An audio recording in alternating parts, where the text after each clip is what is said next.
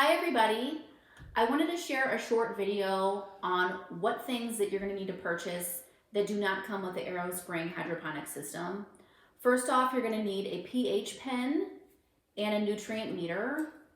I got both of these off of Amazon from a company called Blue Lab.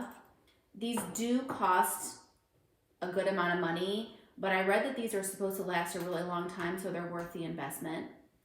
Also, you're going to need some trays and some hoods. I did see a lot of people using Tupperware containers or using takeout containers that look similar to this, which would be totally fine as well.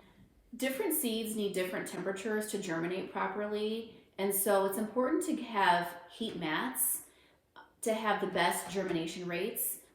So I bought seeds from Johnny's Seeds online. Their site is really great to navigate, really easy. These came to me in about 3 days, and I cannot wait to plant these tomorrow. I did get some rock wool cubes in my hydroponic system. They sent me about 27 different ones. I went a little crazy, admittedly, with the amount of seeds that I bought, but I wanted to just go for it and plant everything that I wanted to try at once to just see what works in this system.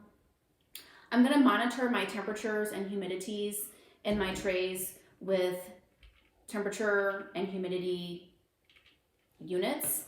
I went ahead and bought an LED grow light because it's more energy efficient than a fluorescent light is.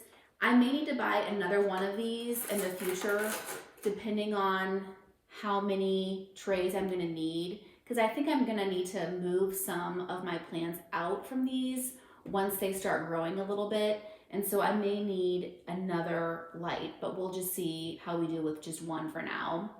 I did buy from my local Home Depot a shelving system that I put in my basement, and that's where I'm going to germinate my seeds.